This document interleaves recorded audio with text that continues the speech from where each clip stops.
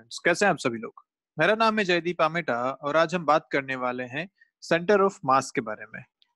System of particles का हमारा topic चल रहा है जिसमें हमने लास्ट टाइम मोमेंटम के बारे में बात की थी। आज है सेंटर ऑफ मास।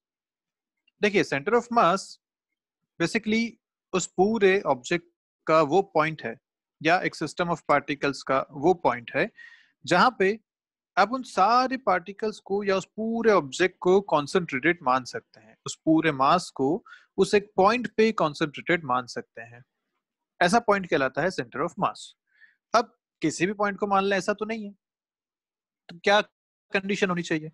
कंडीशन ये कि जो मोशन या जो स्टेट उस पूरे मास की थी, अलग अलग पार्टिकल्स थे या चाहे बड़ा सा मास था उसकी थी, वही स्टेट या वही मोशन उस पॉइंट का भी आप कंसिडर कर सकें अगर आप उस पूरे मास को उस पॉइंट पे मान लेते हैं। तो हम ऐसा कह सकते हैं कि centre of mass of a body और a system is a point where the whole mass of the body or system is supposed to be concentrated for dealing its translatory motion। Clear है?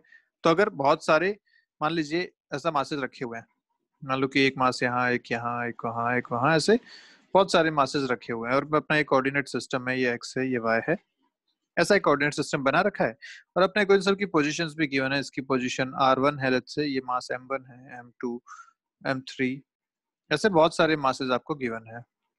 ठीक है, इन सब masses का अगर मुझे translatory motion देखना है तो मैं इन सब मासेस को किसी एक पोजीशन पे अगर कॉन्सेंट्रेटेड मान पाऊं तो वो जो पॉइंट होगा वो कहलाएगा centre of mass of this complete system.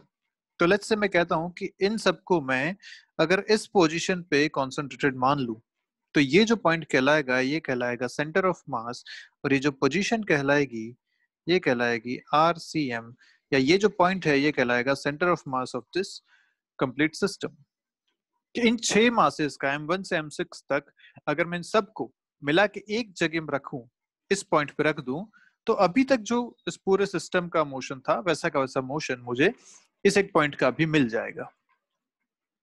तो इस पूरे बड़े से सिस्टम को मैंने एक पॉइंट में कन्वर्ट कर दिया, इसीलिए सेंटर ऑफ मास बहुत ही इंपॉर्टेंट अपना कॉन्सेप्ट होता है कि बड़े सिस्टम को एक पॉइंट सिस्टम में कन्वर्ट करना सेंटर ऑफ मास से हम आराम से सीख सकते हैं। क्लियर है? अब ये तो थे चलो अलग अलग छोटे छोटे पार्टिकल्स रखे हुए थे बहुत सारे। अब सोचो एक बड़ा ऑब्जेक्ट है, ऐसा कोई रैंडम शेप का एक बड़ा सा ऑब्जेक्ट है, ठीक है, वो यहाँ रखा हुआ है। अब इसके लिए मुझे अगर सेंटर ऑफ मास देखना है तो लेट्स से उसका सेंटर ऑफ मास आता है यहाँ कहीं, तो मैं क्या करूंगा, इस पूरे ऑब्जेक्ट को एक इस पॉइंट पे कॉन्सेंट्रेटेड मान सकता हूँ, इस पूरे ऑब्जेक्ट को मैं इस एक पॉइंट मास की तरह डील कर सकता हूँ। ये सेंटर ऑफ मास का एक खास बात है। तो अभी तक हमने एनएलएम में जितने भी क्वेश्चन किए, आपने कहीं भी किसी ऑब्जेक्ट की शेप के बारे में चिंता की क्या? नहीं ना, आपने सीधा एफ इक्वल टू में लगा दिया था। वो इसलिए क्योंकि हम मान रहे थे कि इसका जो सेंटर ऑफ मास है, वो जो फोर्स हम बात कर रहे हैं एफ इक्वल टू एम में, उसमें जो एक्सेलरेशन है वो सेंटर ऑफ मास का है और जो फोर्स लग रहा है वो उस पॉइंट पे लग रहा है जो उसका सेंटर ऑफ मास है। ये हमने अभी तक बातें की थी। तो अब सेंटर ऑफ मास के बारे में पढ़ने वाले हैं इस पूरे टॉपिक में। तो जल्दी से इसकी डेफिनेशन लिख लेते हैं। बोला कि centre of mass of a body और सिस्टम, आप लिख लीजिए, मैं बोल रहा हूं जल्दी से। Centre of mass of a body और अ सिस्टम, सिस्टम मतलब जैसे अलग अलग पार्टिकल्स बिखरे हुए हैं यहाँ पे, वैसे is a point where the whole mass of the body, where the whole mass of body or system is supposed to be concentrated, is supposed to be concentrated for dealing its translatory motion, for dealing its translatory motion। Clear है बात? तो आज के video में हम बात करेंगे centre of मास कैसे फाइंड किया जाए अलग अलग सिस्टम के लिए, अलग अलग ऑब्जेक्ट्स के लिए या कॉम्बिनेशन ऑफ ऑब्जेक्ट्स के लिए। ठीक है, हम नेक्स्ट वीडियो में बात करेंगे motion of the centre of mass की। तो आज तो हम बस ये निकालना सीखते हैं कि सेंटर ऑफ मास कैसे निकाला जाए किसी ऑब्जेक्ट्स के लिए। ठीक है, तो इसका जो तरीका है, इसका जो फॉर्मूला है वो आपको सीधा याद रखना है, कोई डेरिवेशन नहीं है इस फॉर्मूला का। हमें सीधा सीधा बोलना है कि जब सेंटर ऑफ मास आप कैलकुलेट कर रहे हैं तो आर सी एम, या आप इसको ऐसा लिख लीजिए, R of centre of mass, this is position of centre of mass, ठीक है।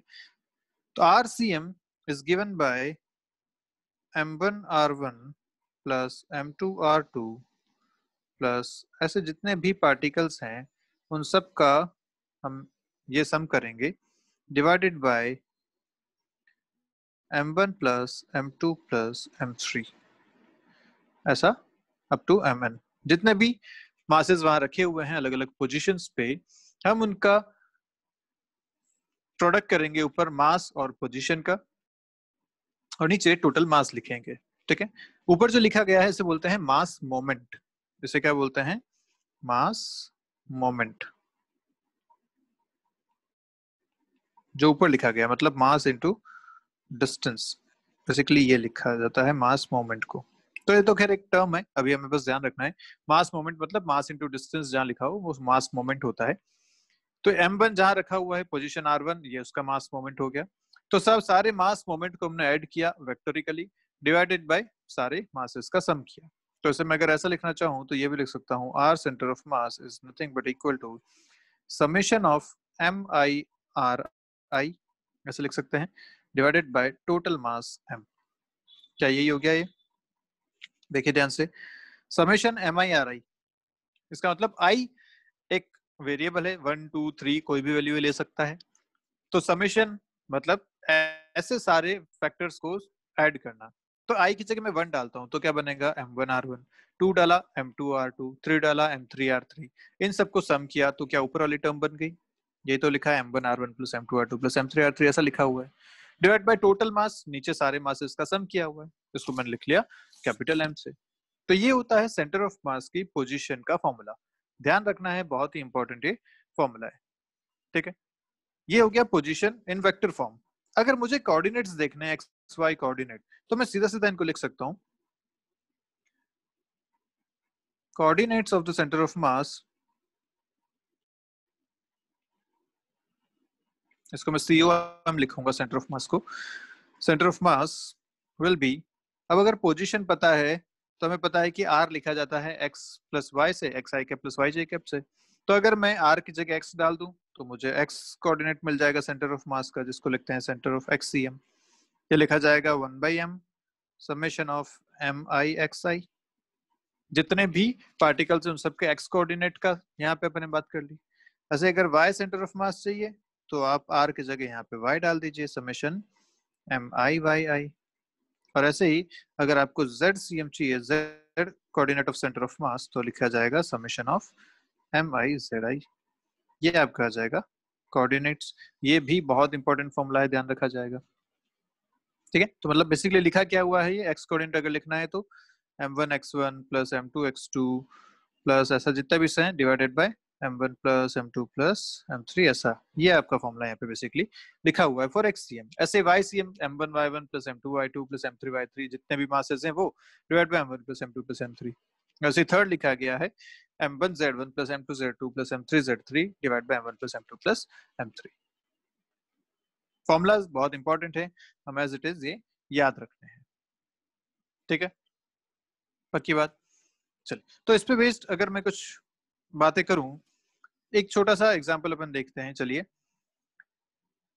आपसे बोला गया कि दो मासेस यहाँ पे हैं, अपन बस क्वेश्चन को सॉल्व करना सीख रहे हैं। तो आपके पास दो मासेस हैं, एक मास यहाँ दे रखा है, दूसरा मास यहाँ दे रखा है। ये है m, ये है 2m, इन दोनों के बीच की लेंथ डिस्टेंस है l, ठीक है। आपसे पूछा गया find position of centre of mass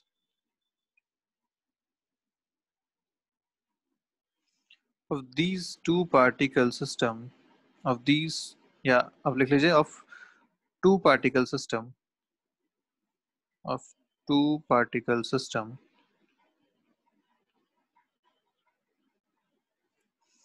from m। Position कहां से निकालनी है आपको, m से पोजीशन निकालनी है। तो आप क्या मानेंगे, आपका जो कोऑर्डिनेट एक्सिस शुरू हो रहा है वो यहां से शुरू हो रहा है, ऐसा। ये आपने मान लिया x एक्सिस, ये हो गया y एक्सिस, क्योंकि आपको m से पोजीशन कैलकुलेट करनी है इसीलिए। अब सोचिए अपने को क्या करना था, इनके x कोऑर्डिनेट लिखने पड़ेंगे। तो m का x कोऑर्डिनेट तो हो गया 0, क्योंकि ये तो ओरिजिन पे ही रखा हुआ है, तो ये है 0। इसका अगर कोऑर्डिनेट देखो तो ये है l, ये x एक्सिस पे कितना दूर है, l डिस्टेंस पे, तो इसका x कोऑर्डिनेट हो गया l। अच्छा y में तो दोनों 0 हैं क्योंकि वो दोनों पॉइंट मासेस हैं, x एक्सिस पे रखे हुए हैं, तो y एक्सिस तो इनका y कोऑर्डिनेट तो 0 है। अपने को सेंटर ऑफ मास निकालना है, तो अपने को पता है सिर्फ यहाँ पे x कोऑर्डिनेट ही आएगा सेंटर ऑफ मास का, और उसका फॉर्मूला होता है m1 x1 plus m2 x2 divided by m1 plus m2, क्योंकि यहाँ दो ही मासेस हैं तो मैंने दो के लिए लिखा।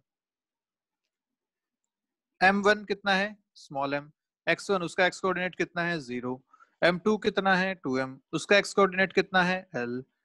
नीचे अगर देखें तो ये कितना आया m plus 2m, total mass कितना आएगा, देखो ऊपर आ गया आपके पास 2ml बाय 3m, आंसर आएगा 2/3 ऑफ l। ये आपका आएगा x सेंटर ऑफ मास। ये आपने कहाँ से कैलकुलेट किया है, ये आपने कैलकुलेट किया है स्मॉल m से, तो बेसिकली ये यहाँ पे कहीं आएगा। This is x centre of मास, और ये डिस्टेंस आपको दे रखी है यहाँ से यहाँ तक की 2l/3। This is the centre of mass की distance from this mass. Clear है बात? कैसे सॉल्व करना है ये आपको क्लियर है पक्का? ठीक है, इस तरीके से आपको फॉर्मूला यहाँ पे यूज करना है।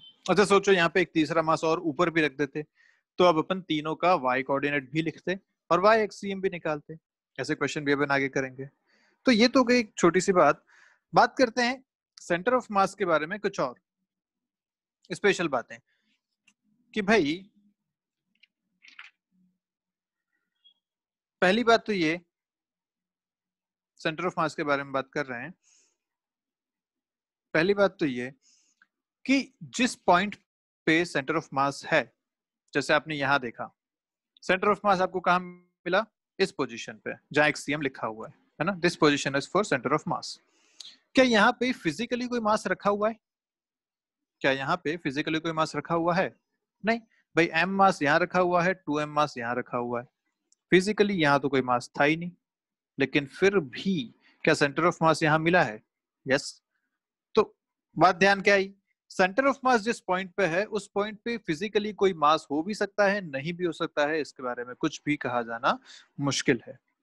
ठीक है, तो ये पॉइंट हम लिख सकते हैं, देयर मे और may not be any mass present physically at the centre of mass.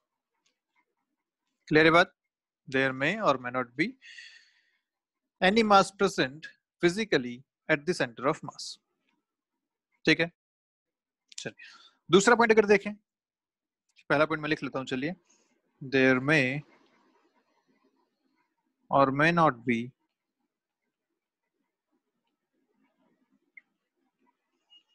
any mass present physically at the center of mass।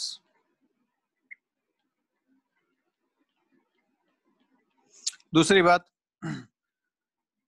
जो सेंटर ऑफ मास पॉइंट है वो मे और मे नॉट बी या मे बी विद इन और outside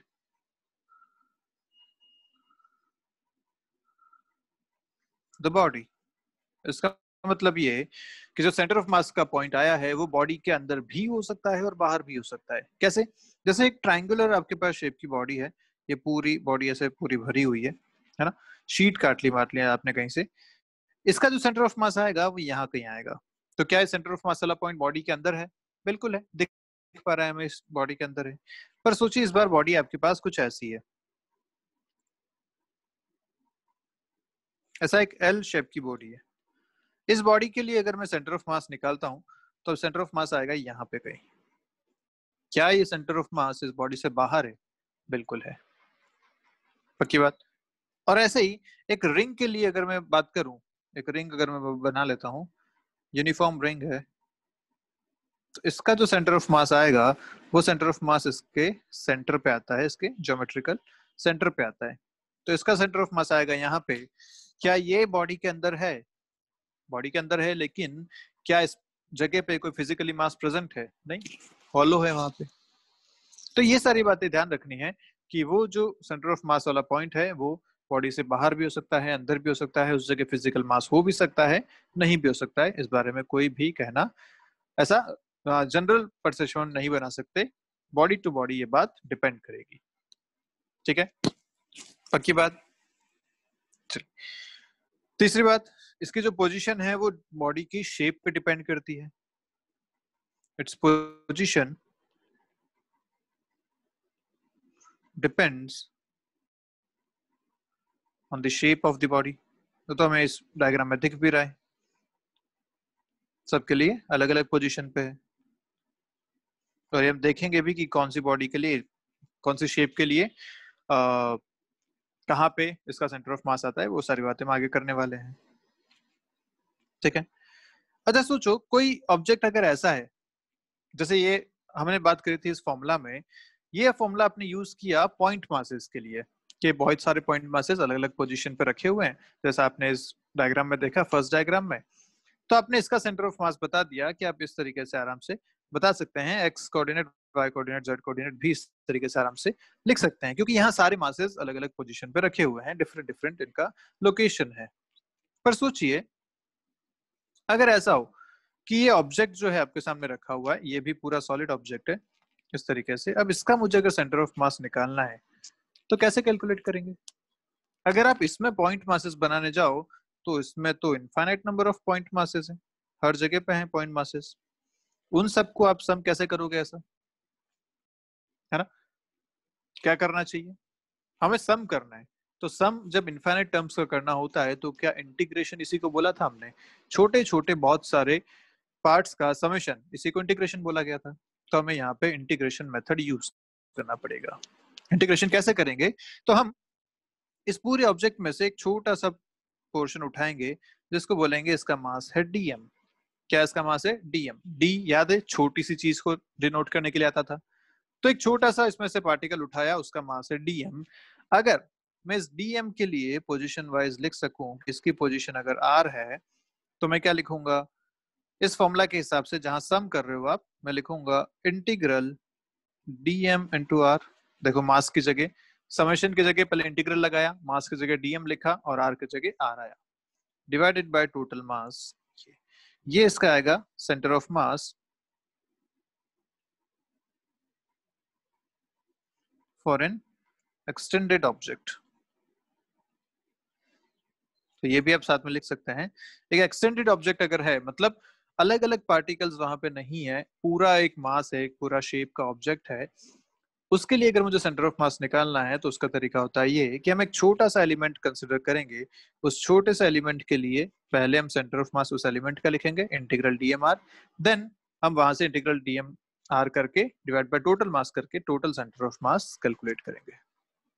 ठीक है, तो करने का तरीका वही था जो आपने अलग अलग पार्टिकल्स के लिए किया, बस इस बार इनफाइनाइट नंबर ऑफ पार्टिकल्स हैं तो हमने समेशन की जगह इंटीग्रेशन को यहाँ पे यूज किया है। ऐसे अगर मुझे इसमें एक्स वाई जेड कोऑर्डिनेट लिखना है तो सेम अपन वहां भी कर सकते हैं। अगर मैं एक्स सी एम लिखूंगा किसी ऑब्जेक्ट के लिए तो लिखूंगा 1/m integral dm dot x, ऐसा उसके लिए करूंगा, या एक्स dm कर दीजिए इसे।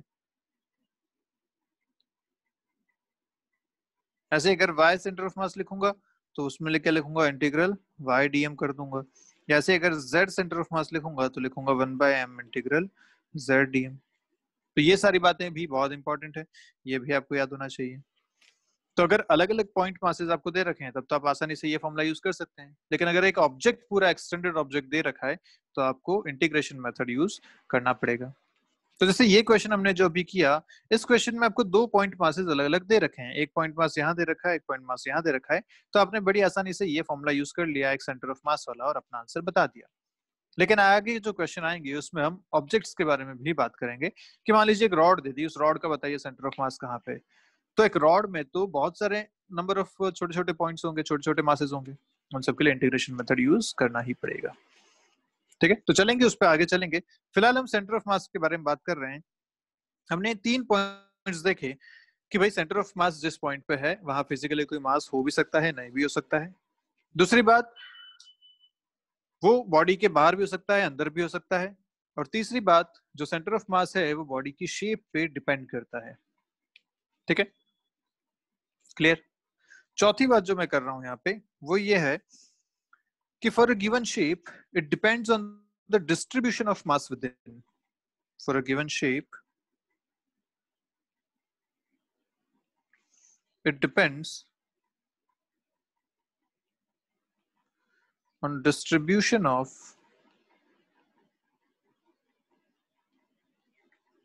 mass within. मतलब उस शेप के अंदर मास कैसा डिस्ट्रीब्यूटेड है, किस तरफ कितना ज्यादा मास है, उस पर डिपेंड करता है कि उसका जो सेंटर ऑफ मास है वो कहाँ होगा. और जनरली ये होता है कि एंड इज क्लोजर टू जो सेंटर ऑफ मास है is closer to denser part या मासिव पार्ट. जिस तरफ मास ज्यादा, सेंटर ऑफ मास भी उस तरफ ज्यादा. जैसे अपन ने जो एग्जांपल किया, ये बहुत अच्छा एग्जांपल है. इसमें बहुत सारे क्वेश्चंस से कर सकते हैं, जो पॉइंट्स है सारे इससे इंप्रूव कर सकते हैं. देखिए ये अपना क्वेश्चन है. इसमें हमने देखा कि एक मास m यहाँ पे 2m इस तरफ है. तो सोचो जो सेंटर ऑफ मास आया वो कहाँ पे आया, क्या वो 2m के ज्यादा पास आया? यस. ये डिस्टेंस देख रहे हो 2l/3 है, यहाँ से ये होगा l/3. मतलब ये जो सेंटर ऑफ मास आपको मिला ये हैवी ऑब्जेक्ट के पास आया. सही बात है, बिल्कुल ठीक बात है. और सोचो अगर यहाँ पे दोनों मासेस इक्वल होते तो क्या होता. यहाँ 2m की जगह आता m, यहाँ भी आता m, ऊपर आता m, नीचे आता 2m, आंसर आता l/2. अगर दोनों मासेस सेम होते तो आंसर आता l/2, मतलब बिल्कुल बीच में इनका सेंटर ऑफ मास आता. पर क्योंकि यहाँ मास भारी वाला इस तरफ रखा हुआ है तो सेंटर ऑफ मास जो आया है वो भी इसके पास में आया है. क्लियर है? तो ध्यान रखिए सेंटर ऑफ मास हमेशा मासिव पार्ट की तरफ रहेगा किसी भी ऑब्जेक्ट में. अगर आपको मैं बोलूं कि एक आपने रिंग बनाई, लेट्स से एक रिंग बनाई ऐसी, ठीक है. उस रिंग में आपने आधा आधा पोर्शन बनाया. ये पोर्शन बनाया आपने वुडन, कैसा है, वुड से. और ये जो पोर्शन बनाया ये आपने बनाया आयरन से. ज्यादा भारी कौन सा होगा? ऑब्वियसली आयरन वाला. तो अगर आप इसका सेंटर ऑफ मास लिखना चाहते हैं तो अब वो सेंटर में ना होके थोड़ा सा इस तरफ होगा.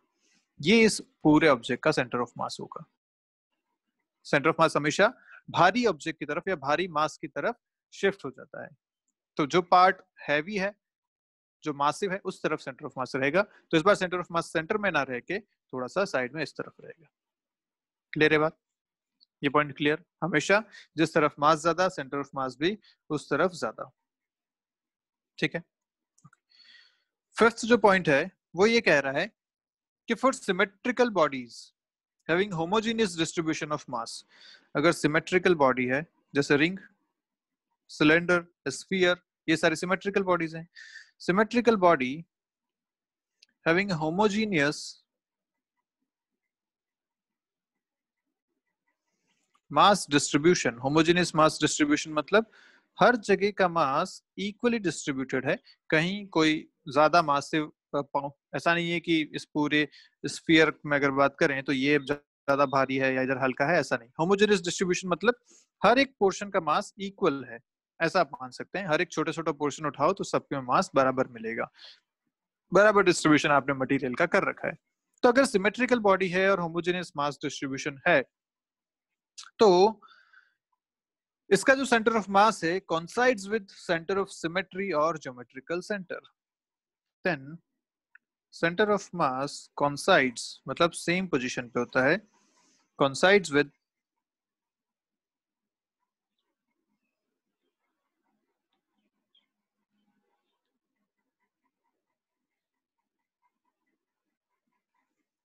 ज्योमेट्रिकल सेंटर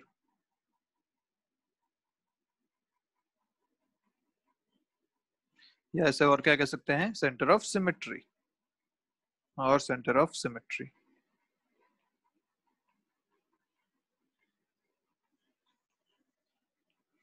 ठीक है. तो ये एग्जांपल आप ऑलरेडी देख चुके हैं. जैसे मैंने यहाँ रिंग बना रखी थी, अगर ये रिंग है और यूनिफॉर्मली डिस्ट्रीब्यूटेड इसमें मास है, होमोजेनियस मास डिस्ट्रीब्यूशन है, तो इसका जो सेंटर ऑफ मास आएगा वो इसके सेंटर पे ही आ रहा है. सेंटर मतलब ज्योमेट्रिकल सेंटर, सेंटर ऑफ मास भी उसी पॉइंट पे कॉन्साइड कर रहा है. इसका सेंटर ऑफ मास भी इसी पॉइंट पे अपने को मिला. ऐसे ही अगर एक स्फीयर की बात करो, स्फीयर में भी इसका जो सेंटर ऑफ मास आएगा इसके सेंटर पे आएगा अगर ये स्फीयर होमोजीनियसली डिस्ट्रीब्यूटेड है मास. या फिर अगर मैं ट्राइंगल बना लूं ऐसे तीन मासेस लगा के, एक इक्विलेटरल ट्राइंगल मैंने बनाया. कैसा ट्राइंगल बनाया? इक्विलेटरल ट्राइंगल है. ठीक है. और सारे मासेस भी इक्वल इक्वल हैं. तो देखो फर्स्ट लाइन क्या बोली थी, सिमेट्रिकल बॉडी. सिमेट्रिकल है, इक्विलेटरल ट्रायंगल सिमेट्रिकल होता है। होमोजेनियस मास डिस्ट्रीब्यूशन, तीनों कॉर्नर्स पे मैंने मास बराबर बराबर लगा दिए, तो इसका जो सेंटर ऑफ मास आएगा वो भी इसके ज्योमेट्रिकल सेंटर मतलब सेंट्रोइड पे आएगा। ठीक है, सेंट्रोइड ऑफ ट्रायंगल आप निकालना जानते हैं, वो भी यहाँ पे आएगा। हाँ, पर अगर ये यूनिफॉर्म नहीं होता तो इसका सेंटर ऑफ मास चेंज हो जाता, या फिर अगर मैं यहाँ मास 2m कर देता तो इसका सेंटर ऑफ मास चेंज हो जाता। वो सारी बातें हैं, सब कुछ सिमेट्रिक है, तो ज्योमेट्रिकल सेंटर पे ही उसका सेंटर ऑफ मास वाला पॉइंट भी आएगा। ठीक है, ये पॉइंट हो गया है किसका। नेक्स्ट अगर बात करें, if we know the center of mass of parts of system and their masses, we can get the combined center of mass by treating the parts as point particles. मतलब आपसे बोला गया, जैसे आपसे ये पूछा गया कि यहाँ पे एक स्क्वायर रखा है, यहाँ पे एक स्फीयर रखा है, ठीक है, एक स्क्वायर है और एक रिंग मान लीजिए ऐसा है। ठीक है, आपसे बोला गया कि इस सिस्टम का सेंटर ऑफ मास बताइए, इस दोनों को मिला के सेंटर ऑफ मास कहाँ होगा, ये आपसे पूछा गया। तो हम क्या कर सकते हैं, हम इन दोनों का इंडिविजुअल सेंटर ऑफ मास तो पता है, दोनों यूनिफॉर्म है, दोनों ही होमोजेनियस मास डिस्ट्रीब्यूशन है, सिमेट्रिक है, तो स्क्वायर का अपने सेंटर पे होगा, रिंग का अपने सेंटर पे होगा सेंटर ऑफ मास, ये बात हम जानते हैं। अगर स्क्वायर का मास m1 है, इस रिंग का मास m2 है, तो हम क्या कर सकते हैं, इस m1 मास को इसके सेंटर पे मान सकते हैं ऐसा, इस m2 मास को इसके सेंटर पे मान सकते हैं। डेफिनेशन ऑफ सेंटर ऑफ मास यही कहती है। तो पूरी रिंग को हमने उसके सेंटर पे मान लिया मास m2, पूरे स्क्वायर को हमने उसके सेंटर ऑफ मास पे मान लिया मास m1। अब अपना जो क्वेश्चन बन गया वो बन गया कि दो मासेस आपके पास रखे हुए हैं, ये डिस्टेंसेस अगर आपको पता है कि L है तो ये L है, आपको पूछा गया था सेंटर ऑफ मास, क्या आप आराम से कैलकुलेट कर सकते हैं, जो अभी हमने किया था ऊपर, बिल्कुल वैसा ही बन गया ये, m1 x1 plus m2 x2 divide by m1 plus m2, वही फॉर्मूला बन गया। तो था ये एक्सटेंडेड ऑब्जेक्ट्स, पॉइंट मास नहीं था, लेकिन आपने क्या किया, इस ऑब्जेक्ट को as a point mass consider किया। कैसे किया, सारा का सारा मास उसके अपने सेंटर ऑफ मास पे रख के, तो स्क्वायर का पूरा मास आपने उसके सेंटर ऑफ मास पे रख दिया, इस रिंग का पूरा मास आपने उसके सेंटर ऑफ मास पे रख दिया, और अब स्क्वायर और रिंग को तो भूल जाओ, दो पॉइंट मासेस रखे हुए हैं, इन दोनों का सेंटर ऑफ मास निकालना है, बहुत आसान से अपने पास फॉर्मूला है। तो ऐसा भी कर सकते हैं, ऐसे क्वेश्चन भी हम आगे सॉल्व करेंगे। तो ध्यान रखिएगा, जब भी एक्सटेंडेड ऑब्जेक्ट हो एक से ज्यादा और पूछा गया कि इस पूरे सिस्टम के लिए बताइए सेंटर ऑफ मास का है, तो उस एक्सटेंडेड ऑब्जेक्ट को अपने अपने सेंटर ऑफ मास पे आप पॉइंट मास बना के रख दो, और उसके बाद फिर इन पॉइंट मासेस के लिए आप सेंटर ऑफ मास कैलकुलेट कर लो। ठीक है, ओके। नेक्स्ट अगर बात करें, तो जो सेंटर ऑफ मास होता है वो इंडिपेंडेंट होता है कोऑर्डिनेट सिस्टम से। ऐसा क्यों, इंडिपेंडेंट ऑफ कोऑर्डिनेट सिस्टम? ऐसा इसलिए कि एक रिंग अगर यहाँ रखी गई है तो इसका सेंटर ऑफ मास, भाई आप कोऑर्डिनेट सिस्टम चाहे ये मान लो, चाहे आप कोऑर्डिनेट सिस्टम कुछ ऐसा मान लो, यहां से शुरू करके ओरिजिन यहां बना लो, ठीक है, कोऑर्डिनेट सिस्टम आप कोई भी मान लो, क्या उसकी वजह से इसका सेंटर ऑफ मास चेंज होगा, या रिंग का सेंटर ऑफ मास इसके सेंटर पे ही रहने वाला है, रिंग का सेंटर ऑफ मास इसके सेंटर पे ही रहेगा। तो मतलब कोऑर्डिनेट सिस्टम की वजह से इसके सेंटर ऑफ मास पे कोई फर्क नहीं पड़ता, वो रिंग के सेंटर पे था, वो रिंग के सेंटर पे ही रहेगा। तो this centre of mass is independent of coordinate system, ऐसा हम कह सकते हैं। क्लियर है बात? ओके, एक स्टेटमेंट जो आता है वो ये कि sum of moments of masses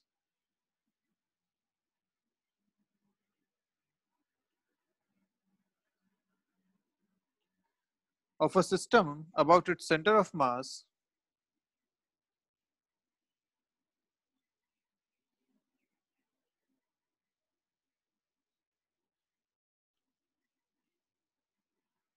is always zero।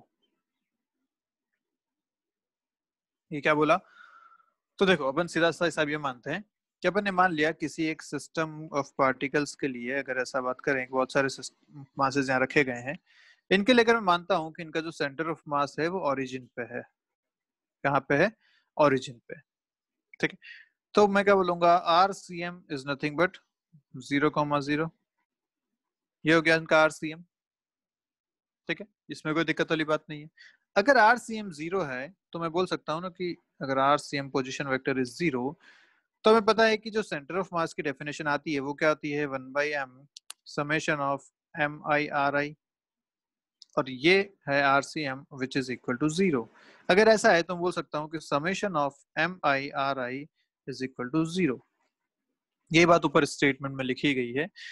Some of moments of masses, मैंने बोला था ना कि mass into distance is moment, तो MIRI इज मोमेंट और इनका सम, क्योंकि यहाँ सिग्मा साइन लगा हुआ है, तो sum of moments of masses of a system about its centre of mass. About centre of mass क्यों? क्योंकि ओरिजिन क्या है अपना, सेंटर ऑफ मास, तो about its centre of mass is always 0। ये एक स्टेटमेंट है जो हम आगे चल के यूज करेंगे, बहुत ज्यादा इस पे ध्यान देने की जरूरत नहीं है फिलहाल, पर आगे जाके हम स्टेटमेंट को यूज करने वाले हैं। ठीक है, पक्की बात। चलिए, एक जो बहुत बेसिक सा क्वेश्चन पूछा जाता है आपसे वो ये कि क्या सेंटर ऑफ मास और सेंटर ऑफ ग्रेविटी एक ही बात है? क्या सेंटर ऑफ मास और सेंटर ऑफ ग्रेविटी एक ही बात है? ये आपका क्वेश्चन है। ठीक है, सो नहीं, ये दोनों अलग अलग बातें हैं, दोनों डिफरेंट हैं। डिफरेंट क्यों है? सेंटर ऑफ मास आपने बोला कि उस पूरे ऑब्जेक्ट का वो पॉइंट जहां पे आप उसका मास कॉन्सेंट्रेटेड मान सकते हैं, तो उससे आपने बोला सेंटर ऑफ मास, है ना। और इसका फॉर्मूला आपने क्या दिया, 1/m समेशन या इंटीग्रेशन ले लें, अगर ऑब्जेक्ट की बात कर रहे हैं, इंटीग्रेशन MIRI, ये आपने इसका फॉर्मूला दिया, है ना। जबकि सेंटर ऑफ ग्रेविटी क्या होता है? सेंटर ऑफ ग्रेविटी होता है वो point where gravitational force is where gravitational force is assumed to be concentrated, वो होता है सेंटर ऑफ ग्रेविटी। इसका मतलब ये कि अगर ऑब्जेक्ट है ये, इसके लिए सेंटर ऑफ ग्रेविटी यहां कहीं हो सकता है, जहां पे देखिए हर जो ऑब्जेक्ट बना हुआ है बहुत सारे पार्टिकल से बना हुआ है, हर एक पार्टिकल पे नीचे की तरफ एक फोर्स लग रहा है। उन सारे फोर्सेस का अगर मैं रिजल्टेंट देखूं तो वो जिस पॉइंट पे लगेगा उसे बोला जाता है सेंटर ऑफ ग्रेविटी। तो अगर मैं इसका फॉर्मूला बनाना चाहूं तो देखिए फॉर्मूला क्या बनता है। फॉर्मूला बनता है हर एक ऑब्जेक्ट के लिए, तो इंटीग्रल एक ऑब्जेक्ट पे कितना फोर्स लगेगा, mg के बराबर, इनटू बहुत सारे ऑब्जेक्ट्स हैं तो RI divide by summation of MI into G. ये इसका फॉर्मूला बनता है सेंटर ऑफ ग्रेविटी का। ठीक है, अब ये दोनों बराबर कब हो सकते हैं इस बारे में बात करते हैं। अगर G जो है वो कांस्टेंट है, अगर G जो है वो कांस्टेंट है, हमने अभी तक जितने क्वेश्चन किए उसमें G को हमेशा कांस्टेंट मान के चले हैं, लेकिन हम बात जानते हैं कि जैसे जैसे आप अर्थ से ऊपर की तरफ चलेंगे, अर्थ सरफेस से ऊपर की तरफ जाए, एल्टीट्यूड अपना बढ़ाएंगे तो G कम होता जाता है ना। तो सोचो कोई ऑब्जेक्ट अगर इतने बड़े हैं जिनके लिए G नीचे से लेके ऊपर तक वेरी कर रहा है, तो क्या उसके लिए आप एक जैसा G मान पाएंगे हर जगह? नहीं, आपको G चेंज करना पड़ेगा लगातार, और अगर ऐसा है तो फॉर्मूला ये यूज करेंगे। लेकिन अगर G कांस्टेंट है तो मैं क्या कर सकता हूँ, G कॉमन ले सकता हूँ बाहर, तो अंदर बचेगा MIRI, नीचे भी G अगर कॉमन ले लिया तो बचा summation MI which is nothing but M। तो अब आप कह सकते हैं कि G से G कैंसिल, ये चीज और ये चीज सेम बन रही है इस कंडीशन में अगर G कांस्टेंट है तो। समझ गए बात? तो अगर G कांस्टेंट है उस पूरे ऑब्जेक्ट के लिए तो आप कह सकते हैं कि हाँ सेंटर ऑफ ग्रेविटी और सेंटर ऑफ मास दोनों एक ही पॉइंट पे कॉन्साइड करेंगे, लेकिन दोनों एक बात है नहीं, दोनों अलग अलग बातें हैं। एक पॉइंट पे कॉन्साइड कर सकते हैं अगर G कांस्टेंट है, अगर G कांस्टेंट नहीं है तो कॉन्साइड भी नहीं करेंगे, अलग अलग जगह वो दोनों होंगे।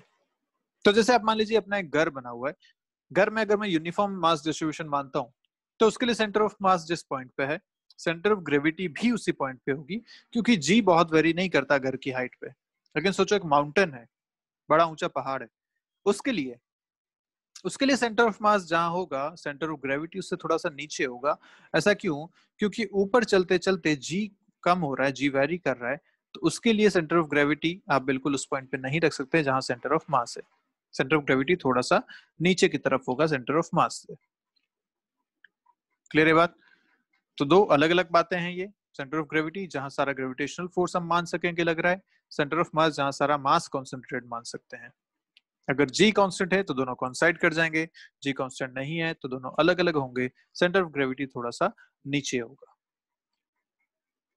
ठीक है, बात यहां तक सारी पक्की बात। चलिए आगे बढ़ते हैं। तो चलिए इन पे बेस्ड कुछ क्वेश्चंस करते हैं जल्दी से।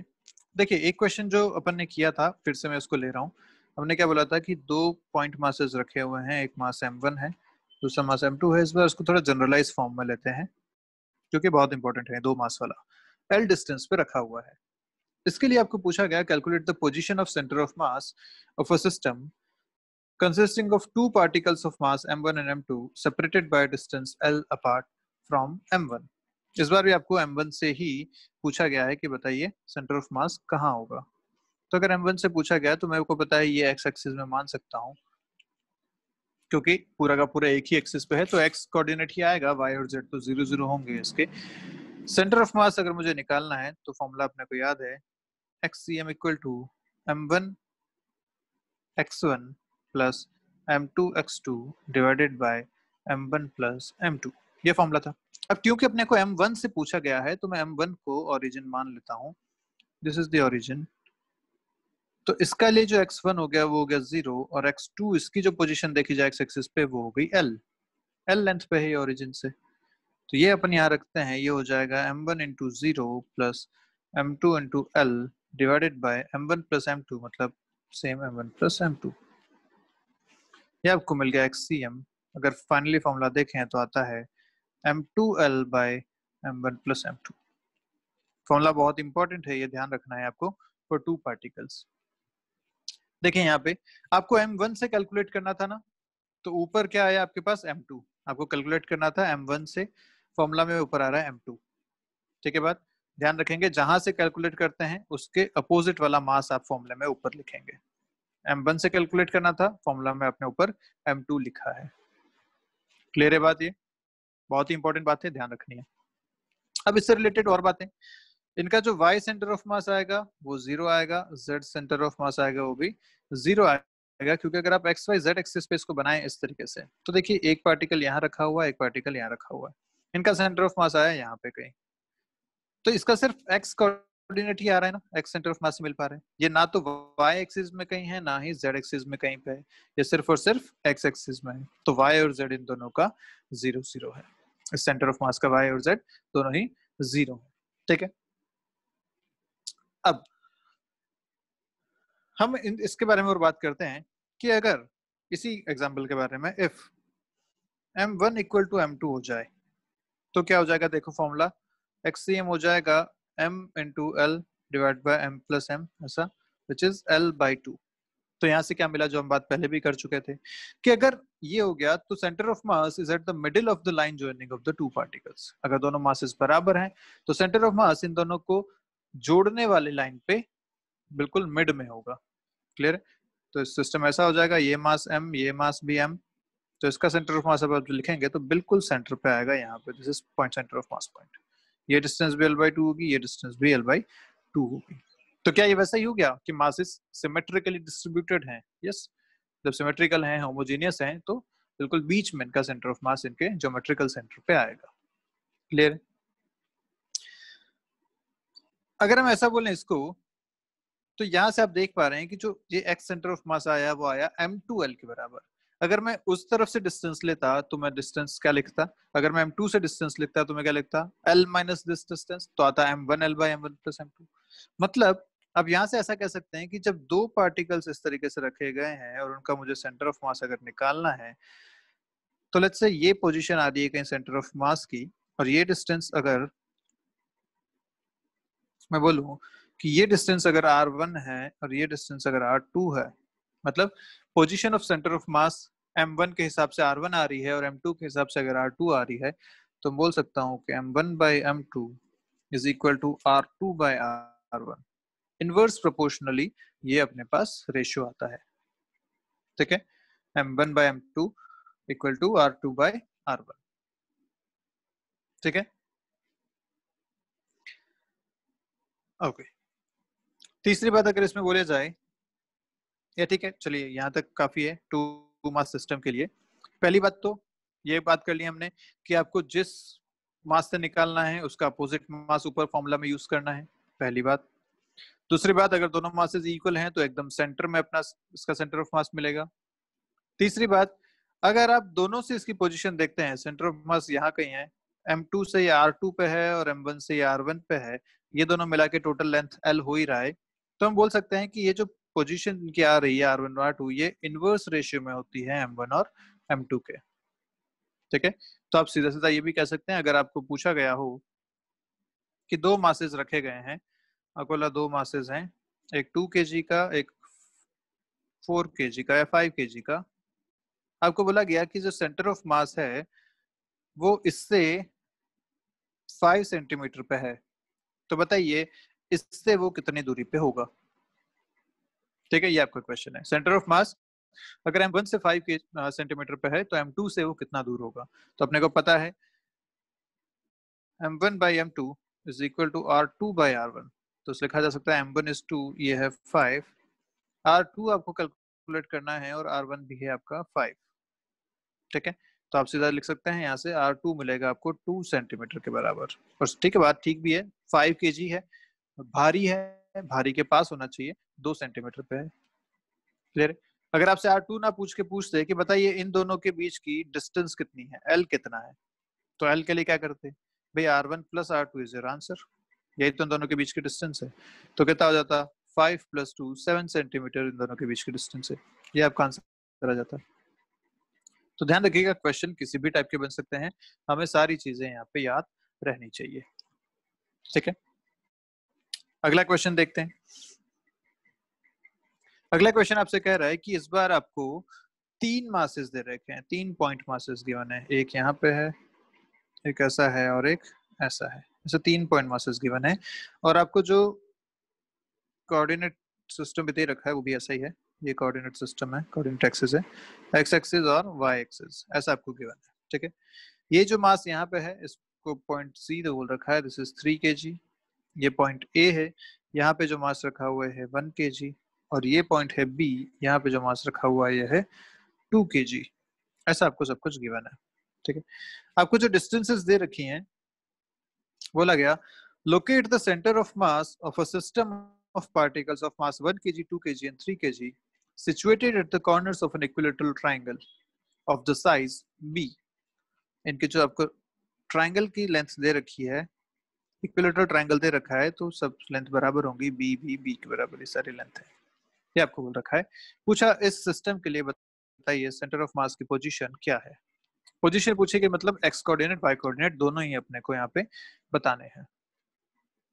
ठीक है, तो कैसे करें क्वेश्चन को। एक्स कोऑर्डिनेट अगर सेंटर ऑफ मास का निकालना है, फॉर्मूला होता है m1x1 + m2x2 + m3x3 divided by m1 + m2 + m3, ये फॉर्मूला होता है। इसमें अपने को क्या क्या चाहिए, x1 चाहिए, x2 चाहिए, x3 चाहिए। x1 मतलब जो फर्स्ट मास है, आप मान लीजिए a b c, तो 1 2 3 अपन इसी को मान लेते हैं, तो इसका x कोऑर्डिनेट अपन दोनों के x और y कोऑर्डिनेट लिखते हैं सबके लिए, तो ये तो ओरिजिन पे 0,0 पे रखा हुआ है। b के लिए अगर बात करूं तो ये यहाँ से b डिस्टेंस पे रखा हुआ है, x में और y में 0 है, ये कोऑर्डिनेट लिखना आता है ना आपको लेंथ के हिसाब से। अगर मैं इसकी बात करूं तो देखिए ये x में तो रखा हुआ है b/2 पे, क्या आप देख पा रहे हैं आराम से, x में कहाँ रखा हुआ है ये b/2 पे, और y में कहाँ रखा हुआ है √3/2b पे। कैसे निकाला ये भाई, ट्राइंगल आपको देखना आता है ना, ये ट्राइंगल अगर मैं बना लूं, ऐसा है जो ट्राइंगल बन रहा है। ठीक है, तो ये लेंथ कितनी है, दिस लेंथ इज b/2, ये अपने को y निकालना है। ओके, और ये b आपको दे रखा है, तो आप b कैसे निकालो, y कैसे निकालोगे, y = √b² - b/2 का स्क्वायर, पाइथागोरस थ्योरम। कितना मिला देखो अंदर, 3/4b मिल रहा है, रूट करके आओगे बाहर तो √3/2b मिलेगा। तो दोनों का अपन ने, ये तीनों मासेस के अपन ने x और y कोऑर्डिनेट लिख लिए हैं। ठीक है, अब अपन इसको सॉल्व करते हैं। तो x कोऑर्डिनेट आपको मिल रहे हैं, पहले का है 0, दूसरे का है b और तीसरे का है b/2, ये सारे आपको मिल गए। फॉर्मूला में रखते हैं तो x centre of mass m1 is 1 kg, उसका x coordinate 0, m2 is 2 kg, उसका x coordinate b, m3 is 3 kg, उसका x coordinate b by 2, divide by total मास 1 + 2 + 3। ये आपको एक सेंटर ऑफ मास मिलेगा 7b/12। ठीक है, ऐसे अगर मुझे y सेंटर ऑफ मास निकालना है, फॉर्मूला होता है m1y1 + m2y2 + m3y3 divided by m1 + m2 + m3। y coordinate आपको सबके पता है। y1 अगर बात करो a के लिए 0 है, y2 b के लिए बात करो तो 0 है, y3 अगर c के लिए बात करो तो √3/2b है। फॉर्मूला में वैल्यूज रखते हैं। YCM के लिए m1 है 1 kg 0, m2 है 2 kg, इसके लिए भी 0, m3 है 3 kg, इसके लिए है √3/2b डिवाइड बाय टोटल मास 1 + 2 + 3। ये आंसर आपको मिलेगा √3/4b के बराबर, सॉरी 3√3 ऊपर कितना बन रहा है देखिए 3√3, नीचे 6 और 2 12 हो जाएगा बाय 12 b, मतलब √3/4b के बराबर है आपको आंसर मिल रहा है। क्लियर है? तो आपका जो फाइनल आंसर आएगा वो क्या आ जाएगा? कोऑर्डिनेट अगर आप बात करें सेंटर ऑफ मास की, तो आंसर आएगा x कोऑर्डिनेट कितना आया था आपका आंसर 7b/12, y कोऑर्डिनेट कितना आया √3/4b, और z कोऑर्डिनेट तो 0 है क्योंकि ये खाली x और y एक्सिस में था, z में कोई मास नहीं था। तो ये आपका फाइनल आंसर आएगा। तो आई गेस अब आपको सारी बातें क्लियर हैं कि इस टाइप के क्वेश्चन करने कैसे हैं। जहां भी मास दे रखे हैं पहले आप उनको कोऑर्डिनेट्स लिखने पड़ेंगे। ठीक है, तो लेंथ दे रखी है तो उसके हिसाब से कोऑर्डिनेट निकालो, कोऑर्डिनेट लिखो। कोऑर्डिनेट लिखने के बाद आप डिसाइड करो कौन सा मास 1 है 2 है 3 है, उसके हिसाब से m1 x1 m2 x2 m3 x3 ये सब निकालना है। ऐसे m1 y1 m2 y2 m3 y3 निकाल के फाइनल आंसर अपना आपको बताना है xcm और ycm।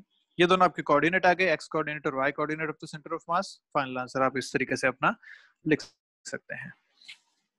ठीक है, तो कोई भी सेटअप आपको इसमें दे सकता है, वो चाहे रेक्टेंगल बना ले, स्क्वायर बना ले, पेंटागन बना ले, हेक्सागन बना ले, कैसे भी रैंडम शेप में भी दे दे, तब भी हमें पता है कि अगर हमें सबके कोऑर्डिनेट्स पता है, सबके मासेस पता है, तो हम आराम से x कोऑर्डिनेट और y coordinate of the centre of मास लिख सकते हैं, उसमें कोई दिक्कत नहीं होगी। क्लियर है बात? तो इस टाइप के क्वेश्चन आप करेंगे, कुछ प्रैक्टिस करेंगे। नेक्स्ट क्वेश्चन जो हमारे सामने है वो क्वेश्चन है ऐसा। क्वेश्चन आपसे कह रहा है, इस बार अपन एक ऑब्जेक्ट्स के लिए करते हैं। ठीक है, तो एक रॉड आपको दे रखी है यहाँ पे ऐसी, आपको बोला गया, रॉड अच्छे से बना लेते हैं, ऐसे एक रॉड दे रखी है।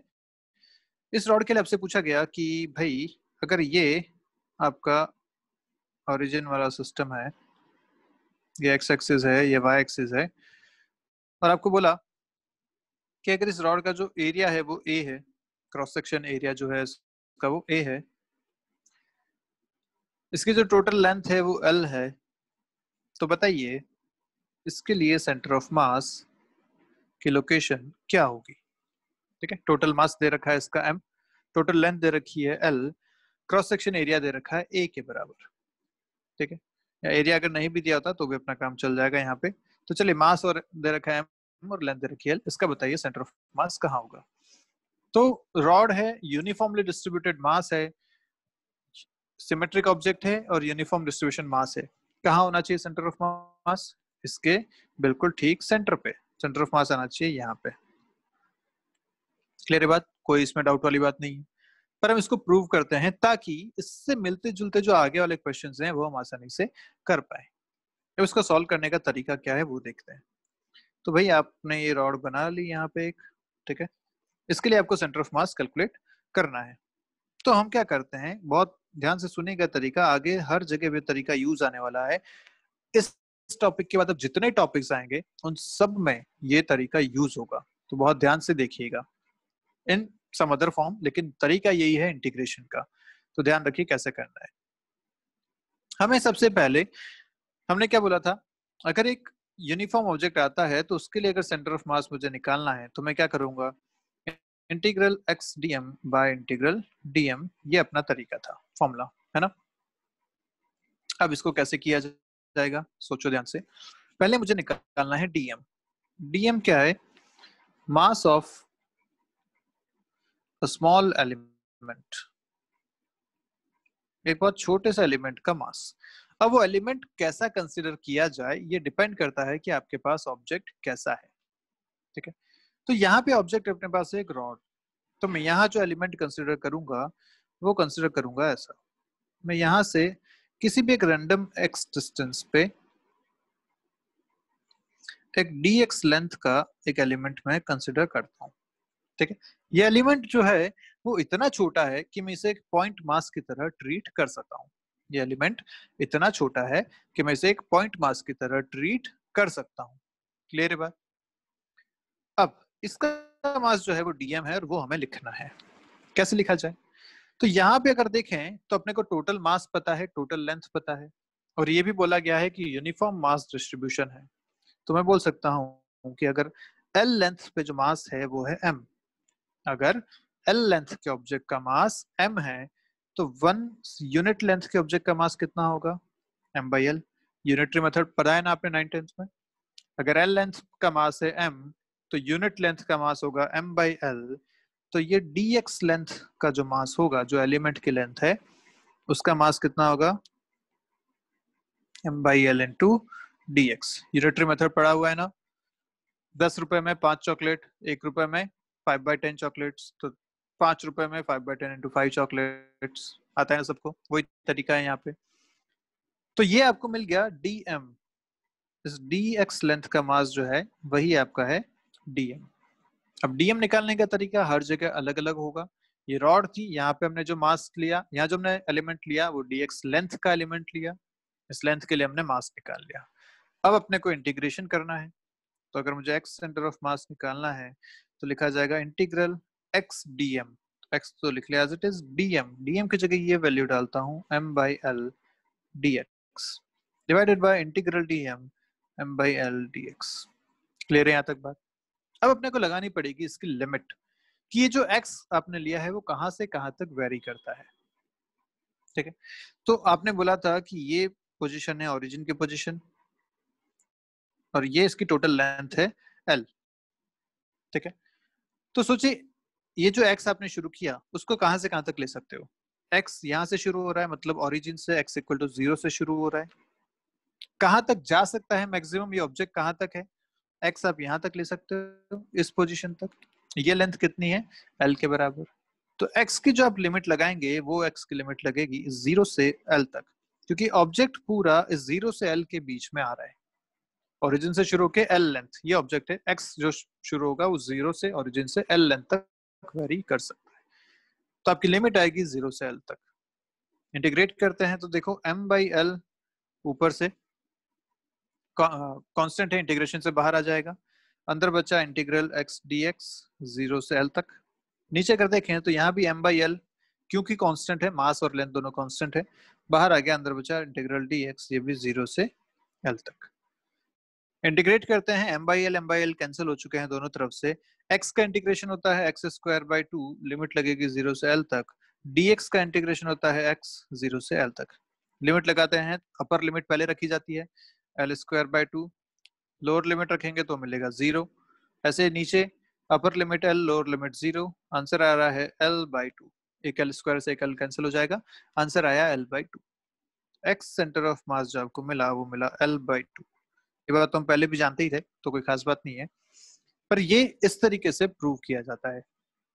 इंटीग्रेशन मेथड बहुत ही इंपॉर्टेंट मेथड है, आना ही चाहिए हमें ये। क्लियर है बात? कैसे किया फिर से बता देता हूँ। यहाँ पे एक रॉड थी, इस रॉड के लिए हमें इंटीग्रेशन मेथड यूज करना था, तो हमने सबसे पहले एक एलिमेंट कंसिडर किया। एलिमेंट शेप के हिसाब से कंसिडर किया जाता है, क्योंकि यहाँ रॉड है जिसकी लेंथ l दे रखी है, तो मैंने जो एलिमेंट लिया वो एक छोटा सा dx लेंथ का एलिमेंट लिया। एलिमेंट मैंने यहाँ लेंथ के टर्म में लिया, x पे जाके dx।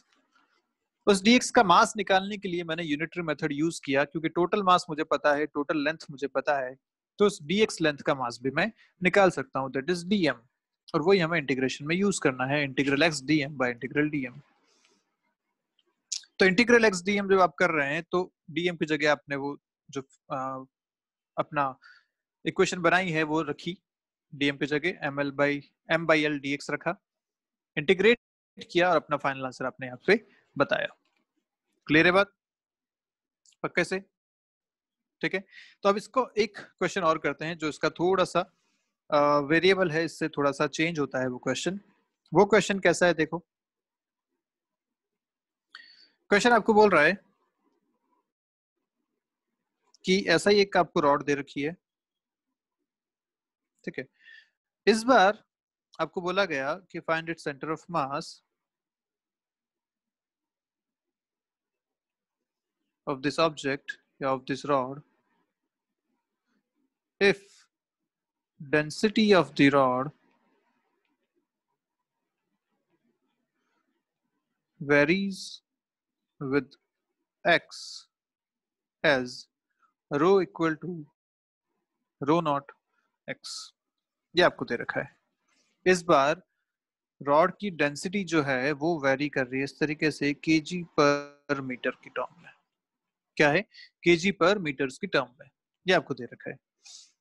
मतलब अगर ये ओरिजिन है तो जैसे जैसे आप x के साथ आगे बढ़ रहे हैं इस डायरेक्शन में, जैसे जैसे आप लेंथ के साथ आगे बढ़ रहे हैं, x बढ़ रहा है, वैसे वैसे इसकी डेंसिटी भी बढ़ती जा रही है। तो डेंसिटी अगर बढ़ रही है तो हम कह सकते हैं कि ये एक यूनिफॉर्म रॉड तो नहीं है ऑब्वियसली। इसका मास यहाँ पे बहुत कम होगा और यहाँ पे बहुत डेंसिटी ज्यादा होगी, क्योंकि x वहां पे ज्यादा है। तो जैसे x ज्यादा होगा वैसे डेंसिटी ज्यादा होगी और उस तरफ मास भी ज्यादा होगा। तो ये तो पक्की बात होगी भैया कि इसका जो सेंटर ऑफ मास आएगा वो यहाँ पे तो सेंटर में तो नहीं आने वाला, ये करना गलत हो जाएगा क्योंकि इसमें मास डिस्ट्रीब्यूशन यूनिफॉर्म नहीं है। इसका सेंटर ऑफ मास हमें अलग से कैलकुलेट करना पड़ेगा। इसकी लेंथ दे रखी है आपको l। अब कैसे किया जाए? तो इंटीग्रेशन मेथड तो है ही, वही x पे जाके मैंने dx का एक एलिमेंट लिया, ठीक है। अब इस dx का एलिमेंट का अपने को मास लिखना है, तो mass of this small element,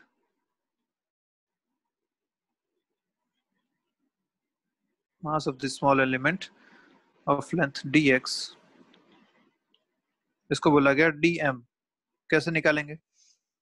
अब यहाँ पे हम सीधा वो तरीका यूज नहीं कर सकते जो पिछली बार किया था, क्योंकि वहां पे अपने को टोटल मास पता था, यूनिफॉर्म डिस्ट्रीब्यूशन मास दे रखा था, तो हमने यूनिटरी मेथड लगा दिया कि भाई ठीक है टोटल मास m है, टोटल लेंथ l है, तो यूनिटरी मेथड ऐसा dx का इतना कर दिया था। लेकिन यहाँ वो पॉसिबल नहीं है। क्यों? क्योंकि यहाँ डेंसिटी चेंज हो रही है, तो यहाँ पे अपने को डेंसिटी के टर्म में मास लिखना पड़ेगा।